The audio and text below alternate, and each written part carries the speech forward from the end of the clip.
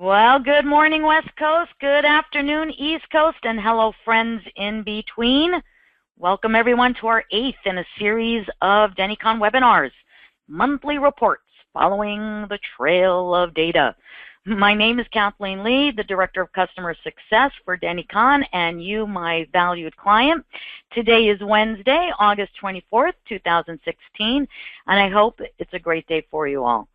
Today's topic, monthly reports, will be presented by the lovely Charmaine Beershank, my Assistant Director of Customer Success, and a great resource of knowledge, not only in Denticon, but in many aspects in the dental field.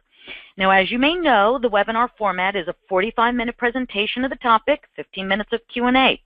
And after the webinar, a recording will be sent to you all for replay and review, and it will be posted as well in the help portal for easy reference for any of your team members. So also note that you are all on mute, but you can ask questions in the questions chat section. And you might want to hold, though, your questions to the end, since we may cover your question, and I wouldn't want you to miss out on the content as it's being covered. So we have 233 registrants today, so that's great turnout. By the way, if we don't happen to get your question, by all means, please do submit a ticket in Denticon's help portal, and we'll reach out to you directly. So in our past webinars, we reviewed how to ensure that information entered into Denticon is entered correctly, is entered timely, such as fee schedule assignments, insurance plans, the coverage, our payments, our adjustments. And our last webinar about daily reports and running daily reports allows us to confirm the accuracy of the information or fix any mistakes. And so now today in our monthly report webinar, we're going to review how we can now have confidence that the data we're getting out of the system is valid and valuable, right? So once again, running your reports unemotionally, you have confidence. And so the old adage or the old saying, garbage in, garbage out, do you remember that one? It comes to mind, right? So we got to make sure the data we put into the system is accurate and valid. So now when we run our reports, we know this information is meaningful. Now in Denticon we have a ton of reports in a logical format, and today we're going to review reports that help us to decrease our patient and insurance AR, follow up on patients that need treatment, which helps to increase our production, and of course take good care of our patients' oral hygiene, and keep our fingers on the pulse of the practice to make sure we are scheduled to go and keep in touch with our patients and referrals and thank them. Monthly reports help us to get visibility into how the practice is doing, and it gives you the tools to be successful.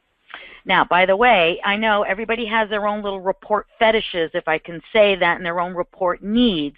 So in general, I'm going to show you our favorite reports, but I'd recommend that you run all of the reports and note the ones that you like the best. We have a ton of them, but you should run them, print them out, kind of review it, and note the ones that you like the best for the experience you're looking for the information you need at the time you need it. So, and also be aware that all reports can be exported to Word and Excel. So you can manipulate them however you like. So let's see, Charmaine, how are we doing? Do I need to do anything? Are you good, lovey-dove? Are you ready to go? I am ready. Let's go. Let's go. And as we do get started, as you've been, those of you who have been in our sessions before, we like to get an understanding about who is a part of our webinars.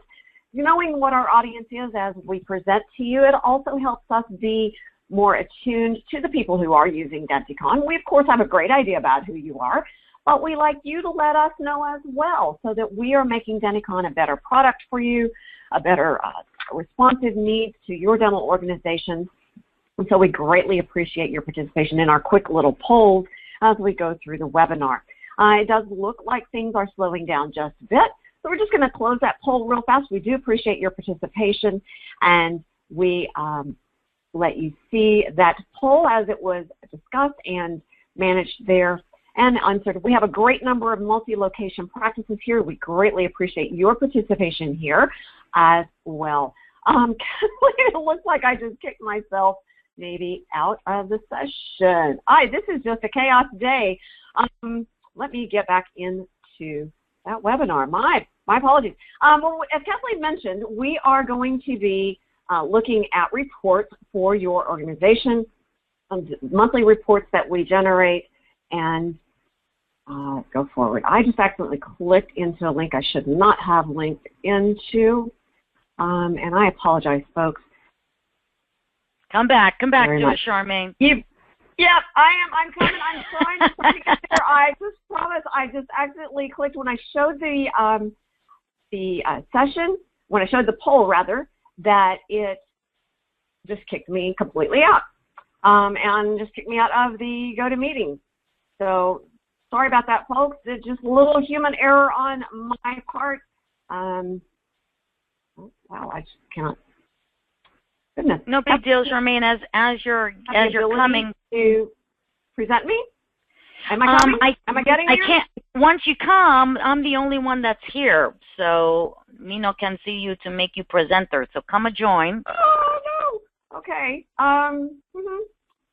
Well, folks, our apologies. Just human error. My so bad for that. So,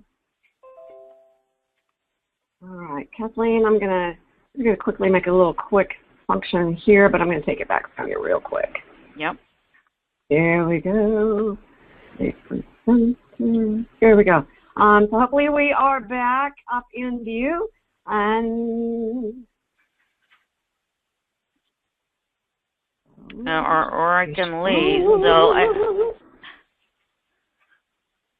oh my gosh, we are just having all sorts of chaos, folks. This has never happened, and we're kind of so sorry. We're using someone else's technology, by the way, to present these sessions. This has never occurred in any of our sessions, whether it's GoToMeeting, whether it is webinars, and so forth. And I know that you are seeing just a gray screen, and I certainly do very much apologize for that. Well, funny, Charmaine, because I'm seeing the poll, so I think basically, and funny how our lovely listeners can hear our challenge. I think our challenge is that we're kind of both organizers here. So now it's my screen, I believe, that they're looking at. At least I can see a quick poll. So yeah, and it's just not showing me that on my end. Folks, I do apologize for this. I'm going to make some corrections. Thanks, Laura. Laura's telling us she sees the poll, so thank you guys for helping to be part of the solution here. Yep. Yay, thank you, Lisette, that she sees the quick poll too. Any of the reports, as Kathleen mentioned, they're all clustered in various topic areas to make things easy for you. So like if you want to know things about your treatment plans, let's get started at reports and treatment plans, of course. Here's a quick thing as well. We want to reference something that was activated July 8th of this year. It's a brand new way of letting people easily find lots of reports. It's right down here at the bottom of the report section. Search reports. And it allows you to say, hey, I want to learn more about, or find, rather, a report that deals with production. So searching a text for production, I've got all of these wonderful reports, little thumbnails as well, and it says, hey, you know, I think I kind of like this one right here. What's it going to look like? If I click that thumbnail, it gives me a quick preview about how that report is going to look. And I see that, and I go, you know, that's really what I want to do. I can just click that hyperlink for that report name. It launches me to the exact place that it told me in that search it would. And in this case, it's reports, group reports, daily reports, which is exactly what I'm seeing right here. It pre-selects the report right here, allows me to generate this report for whatever date range that we have, being able to click the print preview button right here at the bottom, generating that report to my screen, allowing me to get that quick information that was referenced in the thumbnail. So we want to greatly encourage you to use that report and search report function as you look around. So where do we get started? How do I know for my one particular office, if I've got multi-location practices, this link right here for reports and daily reports allows me to generate these basic daily reports for only that one location. And so I might want to do as we referenced last time, a daily journal detail to know everything. But here at the upper level monthly reporting and more management level reporting, I really don't want to know all those details day by day. I want to know only the summarization of that information. Give me the quick information. So again, I'm just going to open this report up to about a month and a half ago, almost 2 months ago. We've got some great data in there. I want to know all the information, all the financial information about services rendered, all the payments recorded, any collection-based adjustments recorded as well, generating that report, and here I am. I get the top-level information of my data. Everything my staff has recorded, all the services which were rendered in the amount total here, broken apart by estimated insurance and patient portion, my various payment types, how much they each were, and a cumulative total of those, and again, how much of that was insurance received, how much of that was patient received, and any collection-based adjustments separated out in its adjustment section. So it's a great, wonderful report right there, summarization of the entire office information. I can also break that down to by provider if I choose. Those two reports, by the way, for our larger organizations, which are a part of our session today, are also within group reports. Since it's in daily reports for a single location, it's going to be in the daily reports section for group reporting too. And it's right here, daily journal summary, that same report. It allows me to understand within whatever date range that I select. It will break that apart per location, giving me a cumulative understanding for this location. Those same numbers we just saw in the previous report tells me that in this separate office I received payments in this amount and for what kind of type, and in a grand total scheme, my entire dental organization, how much that grand total is. So a great, wonderful way to be able to see all that great, wonderful information as well. Perfect, wonderful, fantastic. So single reporting, usually single locations in the single reporting section for daily journals. Group reporting, of course, coming down to group reports and daily reports. With it too, we're not going to dwell a lot on it because we did reference it in last month's session about getting a top of Mount Everest look. Right here on group reporting, we can see an executive summary, and I can select whichever offices I want or generate for all of my offices. Once again, I'm going to use that same date range right there. I get an understanding of the top of Mount Everest look. How is my one single office doing on some great, wonderful office-based information? How are they doing perhaps at a quick glance against a different location? So this is not doing too well as far as appointments. Maybe they've just started and they're starting to collect money on behalf of my office here, or prepayments from my offices as well is another way to say that. So we've got that in our group reporting. Once again, we're not going to dwell too much on how that all works because we covered that in our last webinar, but it also is within the daily journal, daily reports rather, in executive summary and also executive summary by provider per location that is selected at the top of the screen. We talked also last month about did everything get recorded, and that's what this daily audit report is all about. Once again, we're going to open that reporting up, covering a few more dates here to let us get some more information on the report. And it says that my patients with appointments on this particular appointment day do not have some ledger transactions, so we've missed posting potential completed transactions, so we're missing revenue understanding about what we need to be paid for. But the patient did have, yes, an appointment. There are no progress notes, and therefore there are also no progress notes with signatures. We can look at it in a little bit different way as well on the second page. The patients who do have ledger transactions, yes, here, but do not have an appointment, do not have progress notes, and also do not have progress notes with signatures. So we're looking at the same grand total amount of patients, 10. 7 have ledger transactions, 3 do not. So that's a great, wonderful way to just double check, did everything, yes or no, get handled? Hey, Charmaine, I just wanted to mention, that even if your visit has no dollar value to it, you should still be charging out, for lack of a better word, posting some kind of procedure so it'll still note that the patient came in. Just wanted to say that, Charmaine, so you knew I was here. But perfect. Exactly. Great point. We do get help tickets about that, don't we? Yes.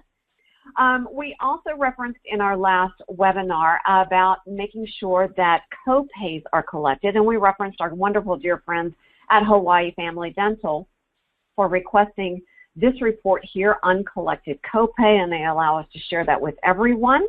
Keep in mind, as you generate office-based reports within this section here, that these particular organizations have requested particular reports based on their programming needs. So most of the time, the reports, yes, will generate for the correct information for your organization, but understand that they may have a little hidden agenda, so to speak, in their parameters. So if the report looks a little off, quote unquote, to you about your numbers, please understand that these parameters are their parameters, not your parameters.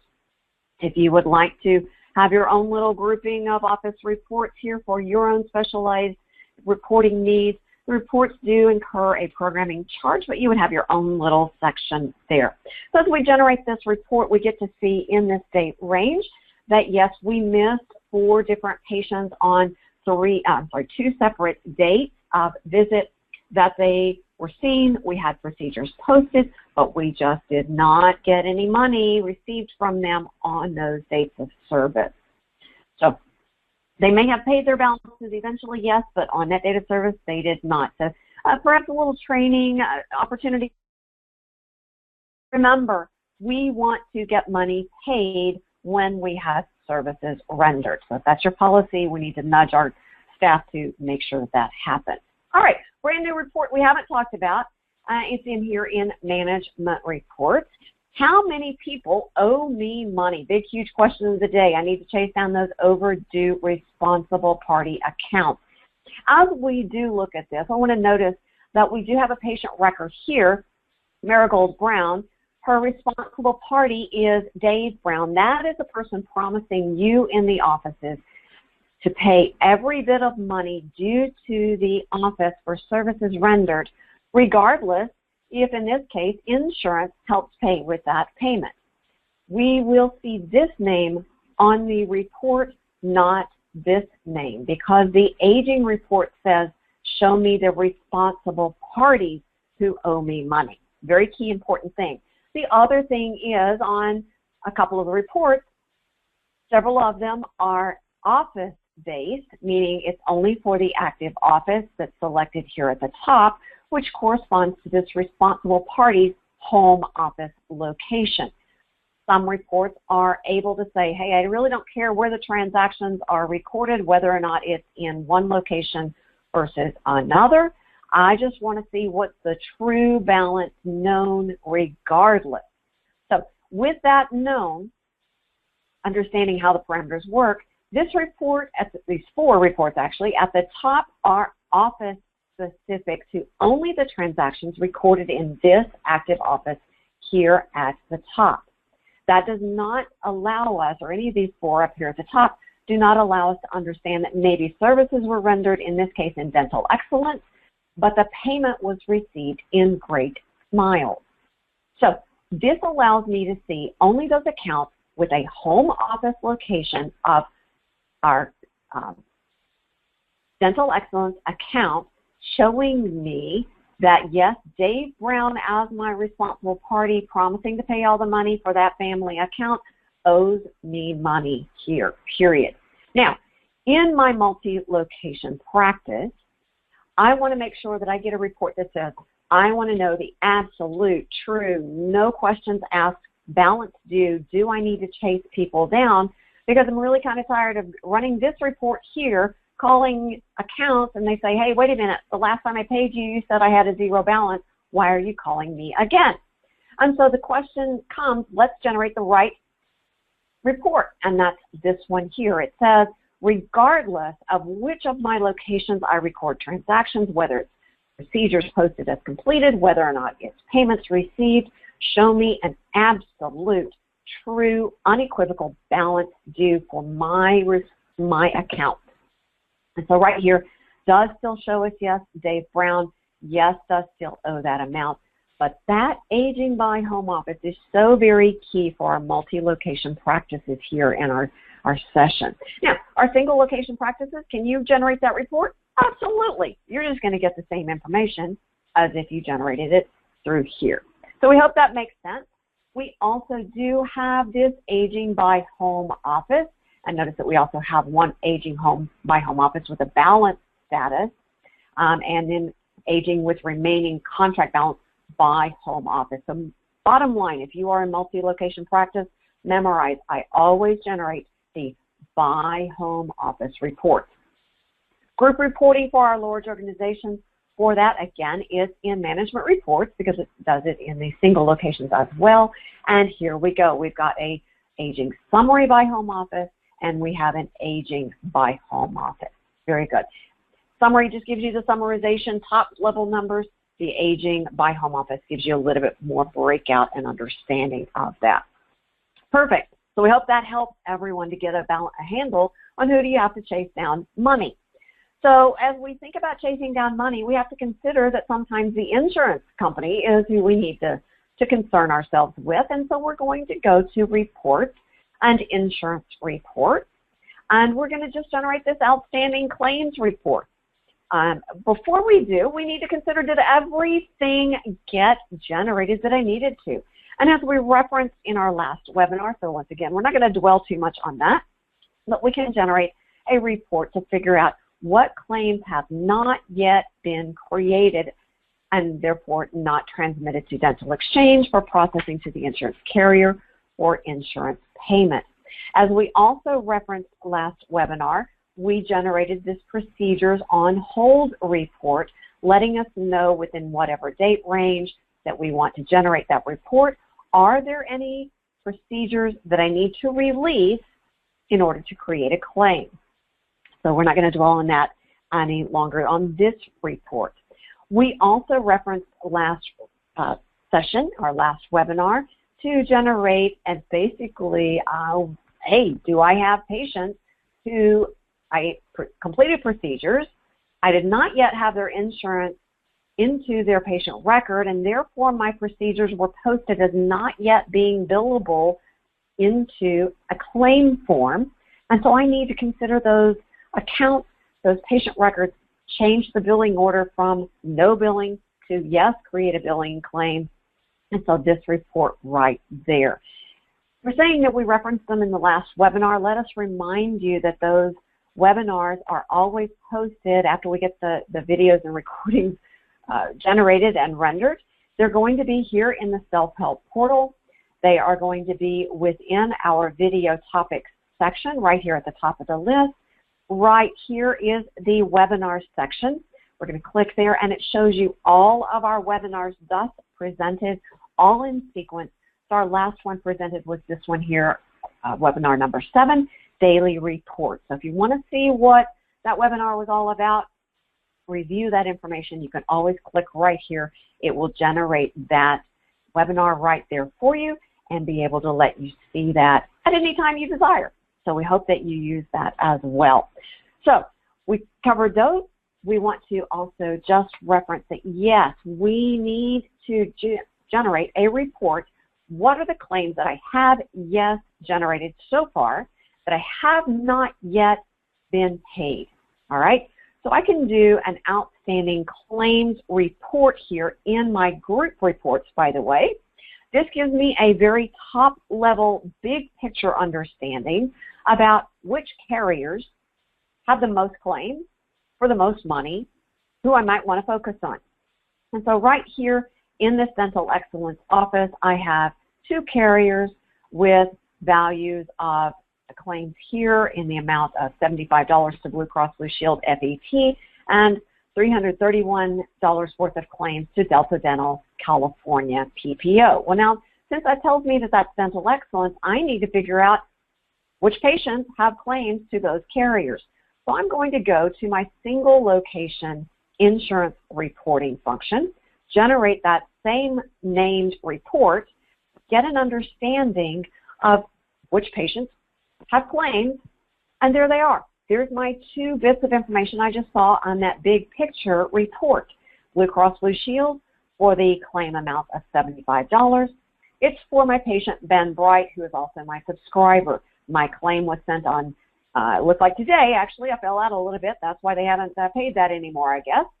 And it was actually for a date of service 7/27. So that claim generation has been hanging around for close to a month now. So my staff did not go to utilities, batch claims processing, generate my claims on a regular basis, transmit those claims on a regular basis so that my money can roll in, one more time, on a regular basis, keeping that cash flow running into the office.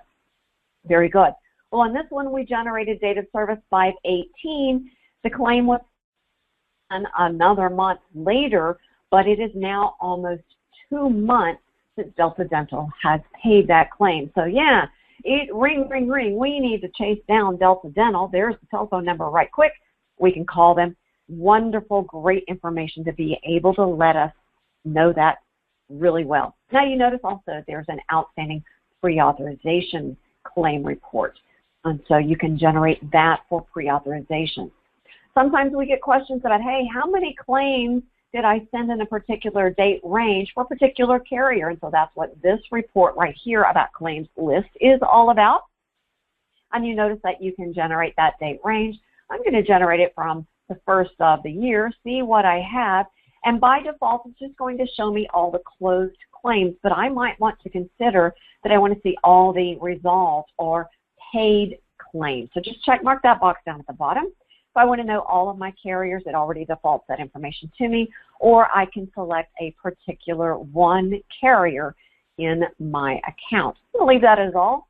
Generate that real quick so that everyone can see that report, and it lets me know, yes, there's quite a number in the closed status. So we've done a great deal of, a great job of generating claims, getting payments back, recording payments. And so right here, again, we've got one for Miss Carrie Kennedy right here in the middle of that page, that it is only sent but not closed. So we have not received that payment corresponding to that outstanding claims report. Great. Fantastic. We love that report. It allows us to get an understanding more so about what claims I did generate in that period of time. All right. So obviously with insurance reports, people have come in, they have been seen, they have we have generated their transactions within their records. We've hopefully created claims. We've hopefully recorded their payments, but we also know that patients sometimes just do not keep their appointments. And so as we referenced last webinar, and once again, go watch that webinar if you're interested in knowing more details about our conversation, we talked about the appointment cancellation list. We also talked about the missed appointment list and noting that each of these are historical reports of that information. We also talked about the where'd it go? The appointment call list. Yep, it's right there that I've pulled that. Do I need to call patients who have yes canceled, who have yes missed, and who have not yet made a replacement appointment? So once again, go reference that webinar from last time to see the conversation, hear the conversation about what we talked about last time. Also, the question about did I make my next appointment for my patients? We talked about this again in our last session. Once again, our dear friends at Hawaii Family Dental allowing us to share that report with you. And it's going to be my next appointment booked report here at the bottom left of the screen. So that allows you to understand my patients for a particular appointment date. Did they make a future appointment right there? All right, so we're not going to belabor those any longer today. But I also want to know, hey, I've treated some patients. I've recorded treatment plans. So big, huge visual clue. We're going to go to the treatment plans report section. Love that our programmers have taken the time and the thought and the energy to cluster the similar reports in various categories, making it so very easy to find exactly what you're looking for. If we just expend just about 2 brain cells thought of, hey, I want to generate a report that deals with treatment plan reports. Let me go start right here and see what my options are. And so what we want to do is focus on this report right here. Treatment plan status detail allows me to understand on my diagnosed treatment plans, the date that I entered the treatment plan procedure, when I recommended my procedures to my patients. Once again, I'm going to stretch that out to the first of the year. I want to know all of my treatment plans right here that have been diagnosed within this date range. But, you know, I really don't care to see in this report anything that's already been scheduled, which means the patient's already on track to get that done. And I really don't care to see anything that's already been completed. It's been done. We recommended it. The patient accomplished that treatment within our office. We don't really care to see that information anymore. I just want to focus on what everybody calls the low-hanging fruit. Show me just what has been recommended to patients. Show me what's not been done. Let me contact those patients. Let me make sure that they don't get into additional dental concern because they did not do the treatment that we recommended that they do. So for instance, these two patients right here look like probably a family member, by the way. They're showing the same home telephone number, the same last name. Hey, Ima. Hey, Ben. We're seeing that each of you need an endotherapy, a root canal on a couple of different teeth. We really don't want you to have additional problems with that tooth. Let's get it treated. Let's get you in. Let's get you taken care of before we have to face possible extraction, additional work of partials or dentures or implants. Let's try to hang on to that tooth, restore that tooth, let you keep the natural tooth in your mouth. So great, wonderful report right there.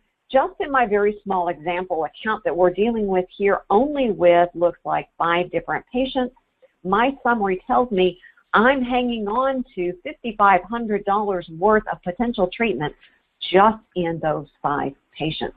Now, in your organizations, I'm going to guarantee that that number is probably going to be a much larger amount.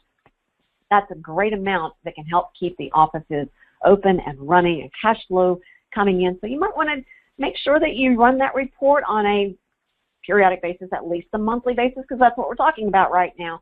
Monthly understanding of what treatment have I recommended, that I've recorded in the patient's treatment plan, has not been done, has not been completed. Very good, has not been scheduled as well. What we also want to think about is, as far as appointments, hey, who's due for recall? That's a big question of the day. Now, here's the thing about recall. Let's go to our patient report real fast. The recall reports require that there is a recallable procedure available for recall due information. And we also have a scheduled recall report, which requires the usage of scheduled dates, which means in this case that this appointment on this particular day has this particular code embedded in the appointment. It doesn't mean that I've hand-keyed this date in this screen. It says on this appointment date, this code is embedded into the appointment. It means that this code is embedded into the appointment. So what I can do is show me any patients who have a recall due date in whatever date range I define to know that people who are due for recall who do not have an appointment already established. And also the other key thing is that their appointment in the future does not have that recallable procedure embedded in the appointment. One small little factor there. I want to generate this recall due, overdue, but not yet scheduled for whatever date range that I determine that I want. So I'm just going to back that one out for maybe the past month, and I want to look ahead to maybe the end of the year. I just want to get a real comprehensive understanding who all needs to come in for a recall due date that has not already been scheduled or that has an appointment that I need to consider. All right, I want to generate this report. Instead of for all of those recall procedures, I want to isolate this report to do myself a favor, just isolating to the adult prophy. Click the little blue ellipses ... button. Select my procedures. I usually want to only do this for my quote unquote standard cleaning codes, my adult prophy in this case, my child prophy in this case, my perio maintenance. Because if they're coming in for one of those, chances are they're also coming in for one of these, the periodic oral evaluation. It's a moot issue to generate the report for the periodic oral evaluation. Periodic oral evaluation as well. So I'm just going to print and preview that report, see what I can get, and wow, these people are overdue from July 26th for this procedure, the adult prophy. My next patient in the list, again, an adult prophy due on the 28th of July, a little bit overdue. We need to get a hold of them real quick. Coming up, Miss Carrie Kennedy, one of our patients we saw in another report, she is due on November 19th. We have another one, Chase Chaucer for 11/25, as well as Jane Moore on the same date, and Rustin Clark for December 9th. So your report is going in chronological sequence, earliest in the date range to the oldest in the date, or the furthest out in the date range. So you can focus on the people at the top of the list, so to speak. You also get some wonderful information about first and last visit. When were they last seen, perhaps for a full mouth series? When were they also last seen for a 4 bite wing series? So even though my ability to generate this report for the FMX series here, the 0 to 10, I really don't have to include that into my report. Isn't that a wonderful thing? It's already establishing that information for me right here.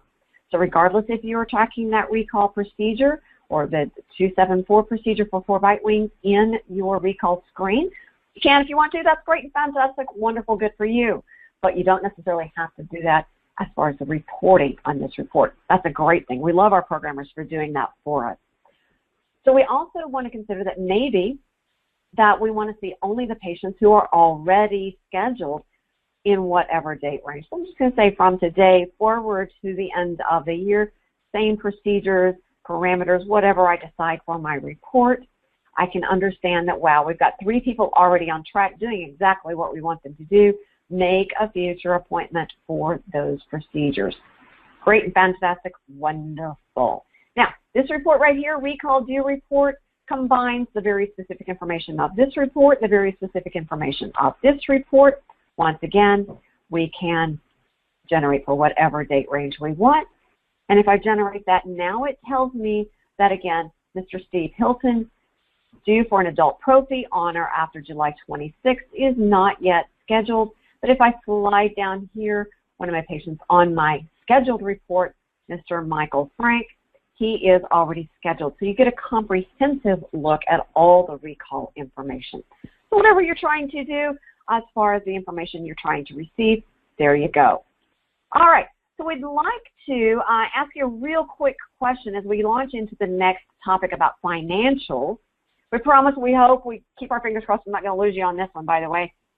We want to like know if you use our services to generate your monthly statements. It's a great opportunity to release that tedious task from your staff, allowing them to focus on patient care and allowing them to focus on the things that you want them to do on a daily basis. And so, gosh, we've gotten some great responses. I'm grinning like a Cheshire cat over here at the responses, and you are just going to be so excited to see them. We appreciate your quick weighing in on that. It looks like people are still weighing in. It's going back and forth. It's neck and neck. It's just going down the wire, but it does look like it is flowing. So let us close that and show you that a little poll real quick. A great number of you in this session, yes, are using our services to help you generate those statements.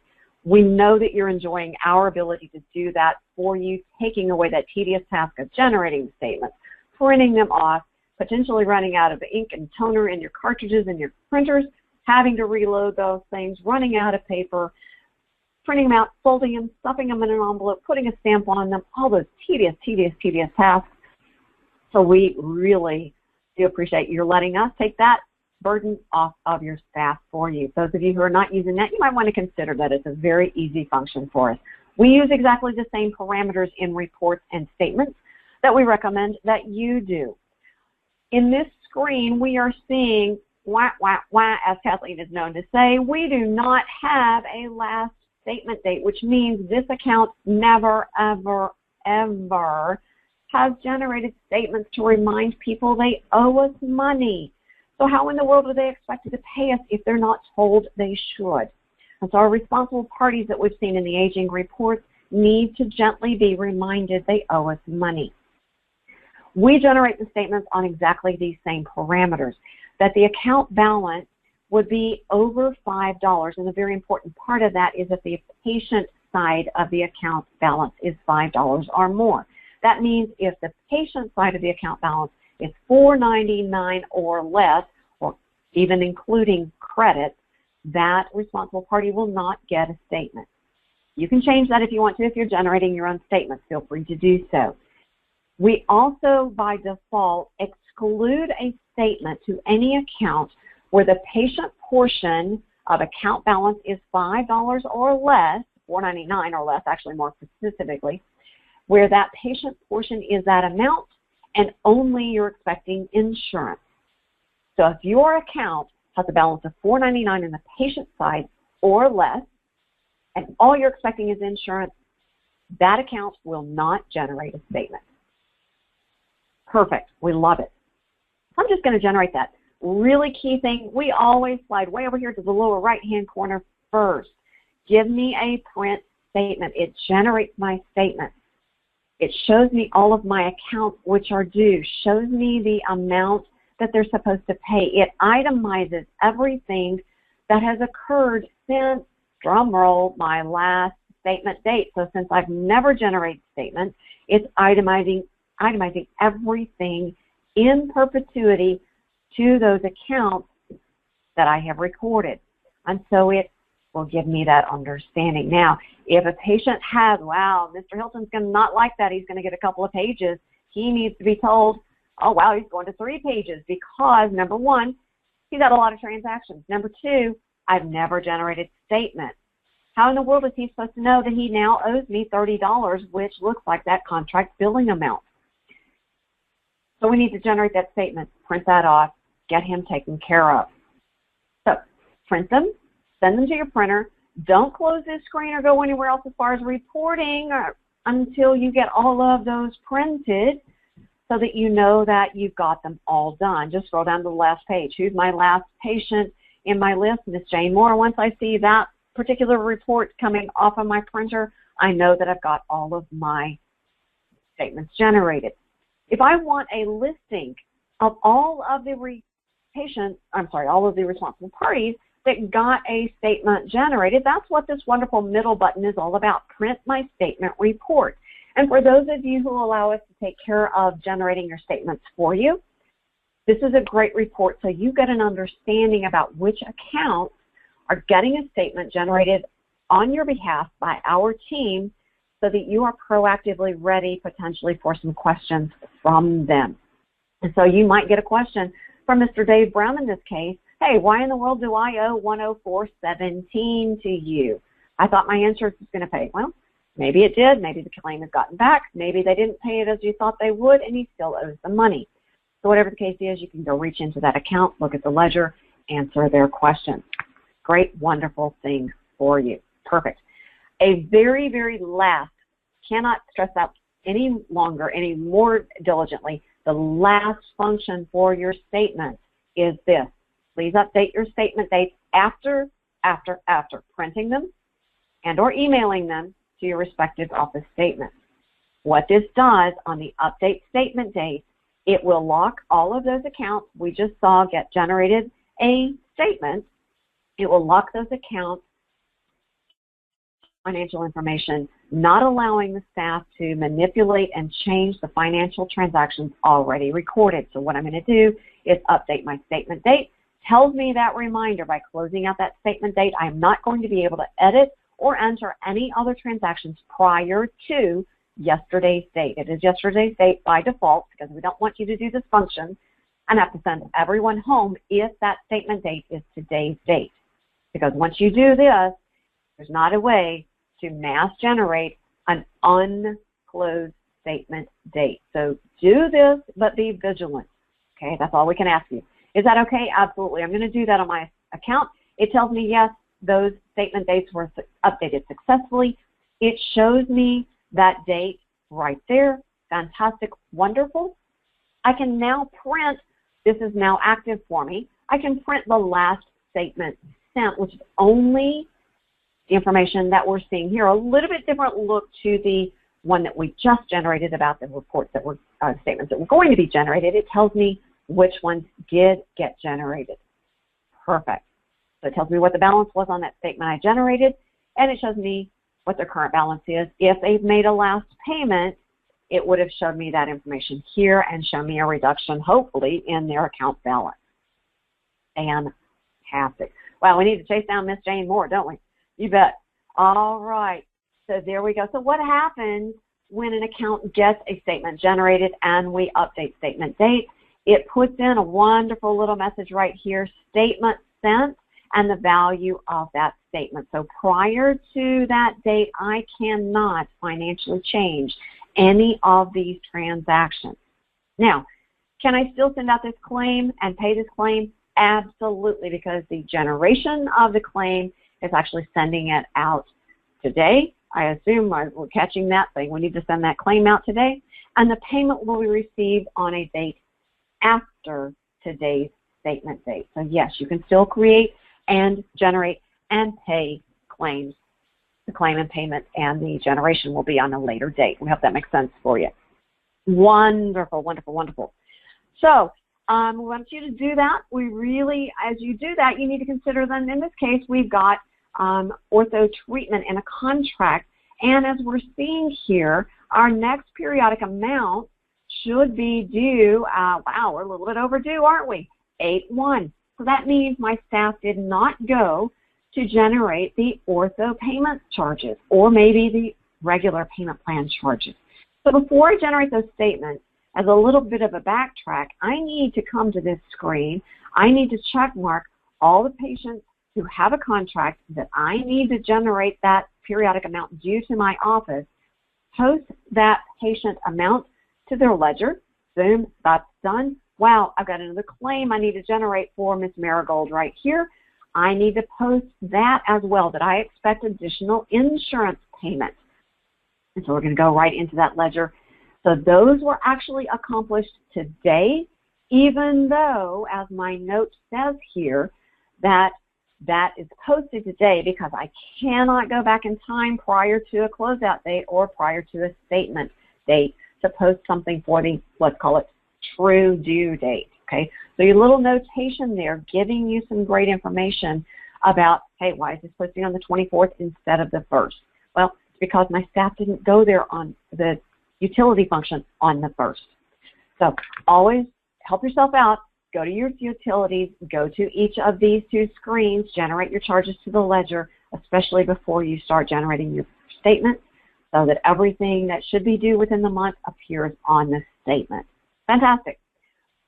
The statement update, by the way, is only for those accounts who receive monthly statements or are eligible to receive monthly statements. But we also want to focus, this very important option here, closeout, which this says it's going to lock out your office to prevent any changes to their information regardless of account balance due, whether it's patient side or insurance side.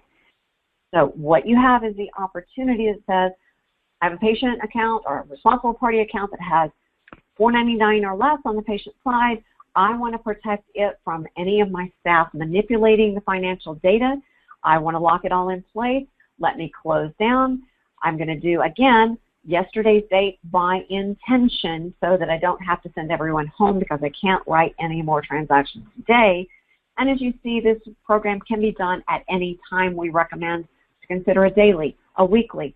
We do greatly consider, let's do it at least on a monthly basis, if not more often.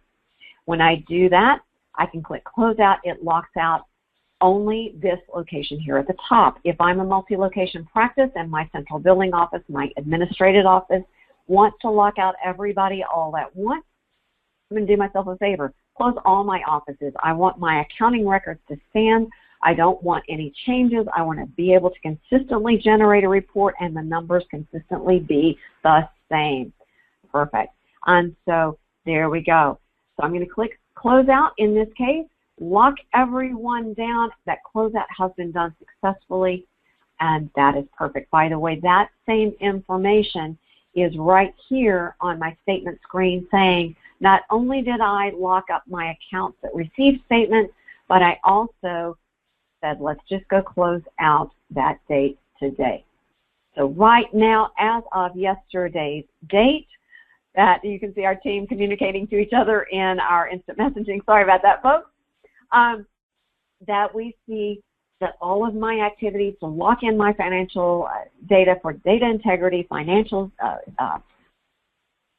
I just lost the word integrity, we'll stay with that one. Data integrity and financial transactions stay consistent. Our accounting team loves that. Our financial accountants love that. Our financial advisors, they all do appreciate that the numbers stay the same. And we know that you dentist owners in this session do also appreciate that. One other thing on the closeout screen, if we reference, we see that we're able to reset insurance benefits. And it's used to reset the benefits for all the patients who have an insurance plan that's on a month equal to the current month here. Now, Denticon does reset your benefits for all the plans that roll over in January because that's the vast majority of the plans. But yes, some plans do roll over on other periods of time throughout the year.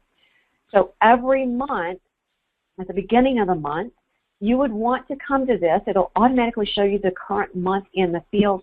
Just click the Reset Benefits button. All right, am I sure I'm going to reset the insurance benefits for those patients on plans that roll over in August 1? Yes, yes, yes, do that. Now I'm back into business as far as my remaining amounts for my patients. So very important to do that as well. So we've come to that. We've covered the topics that we really like to. We apologize profusely for the challenges that we did face a little earlier in the session. Kathleen, do we have any outstanding questions that really do need to be addressed in this session? You know what I would do, Charmaine, just real quickly, if you wouldn't mind, show how to create a group for your group reports real quickly. Sure, absolutely. Let's go to Office Groups here in the setup. Mm-hmm. And I'm going to say, let's just say East Side. I want to know all of my East Side accounts. I'm going to give it whatever address I am putting in that's meaningful to me. That's up to you.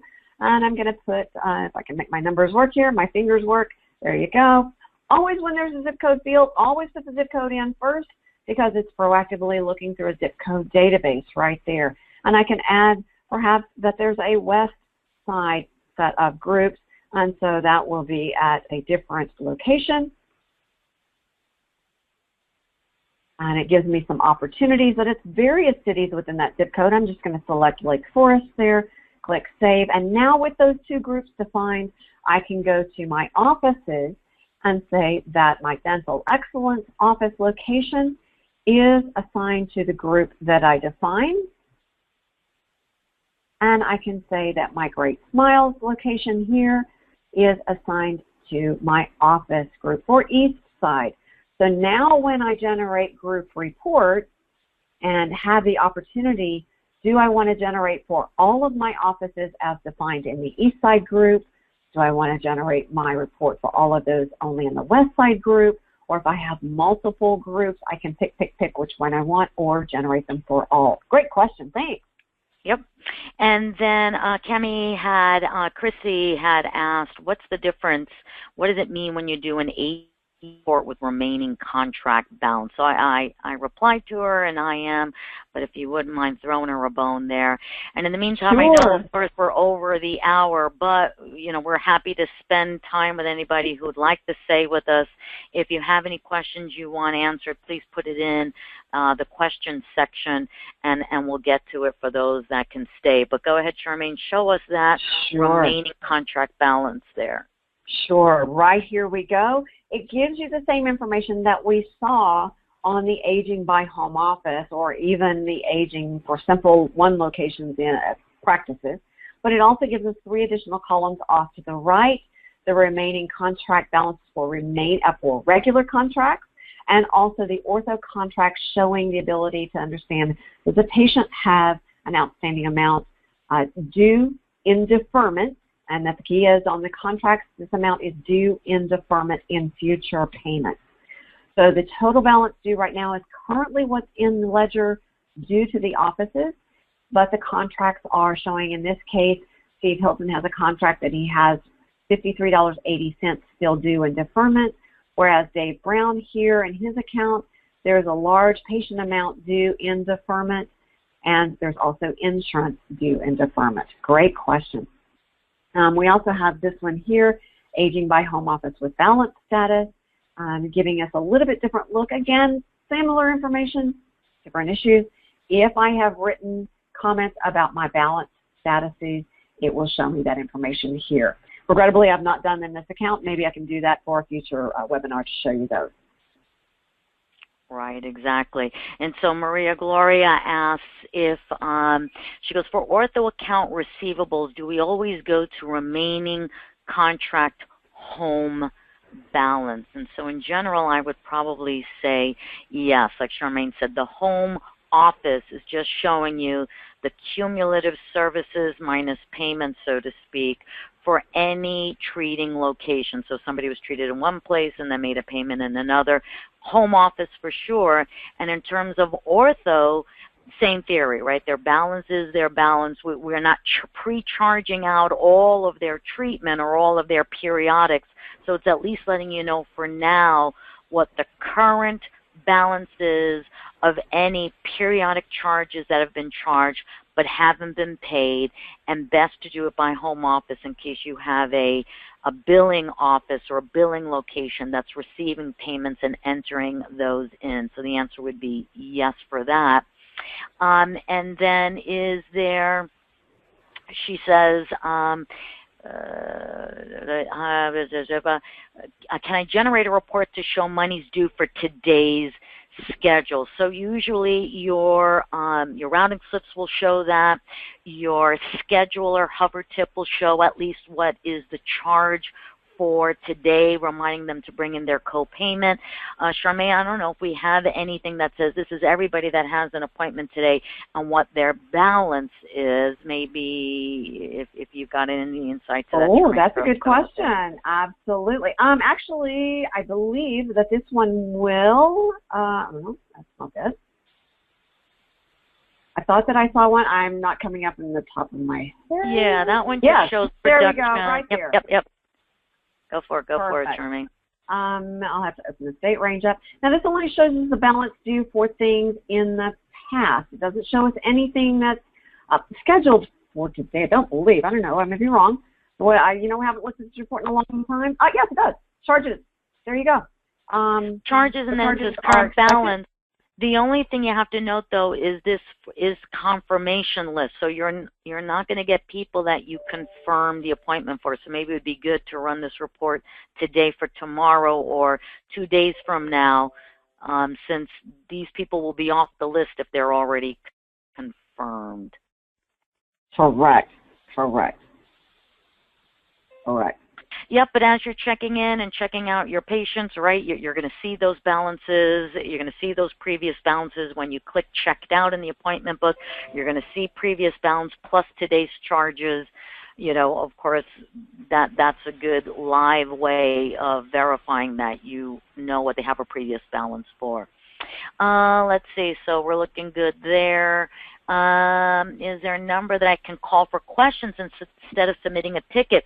There is a number that you can call, Rita, but nevertheless, your call will still only be answered in the order that it's taken, and we always give people that put in tickets a higher priority since we know exactly who they are, the question that they're asking. It allows us to track when the question was asked and our response time on that. So tickets are the best way, frankly, to do support. Also because it gives you the immediate gratification, Rita, as you're putting in your question, ortho, balance, accounts receivable. The help portal is trying to look for those words to help find the answer to your question sooner than later. If you need some quality time on the phone with us, then let's schedule a training. We'd be more than happy to spend quality time with you on the phone so that we can all schedule our resources accordingly. So hopefully that will help.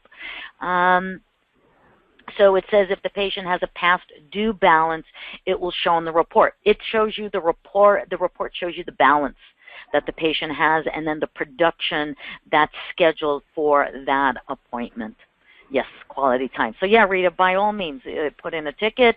Say, hey, I need some quality time with somebody. We also have tons of videos that will be helpful for you to kind of review if you're new to the system, so that when you do get your training, it's a meaty time that we're spending together. Charmaine is showing kind of all of our videos, so to speak, that we have.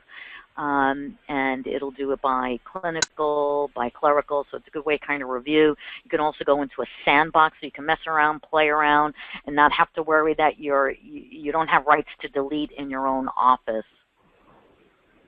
So try that, Rita. Would love to hear from you. Love to work with you. So, all right, I think that seems to be the majority of the questions. So thanks, everybody, for your patience. So sorry about the little blip, but it is live. We are live television like in the 1950s. And thanks again for taking the time out of your busy day and going through this wonderful journey of learning all about Denticon. I hope you come to our future webinars. We have them every 4 to 6 weeks. You should get an invite as well. You'll see it in the login page of going to Denticon. Let us know what are the topics that you'd like us to cover. We're all ears.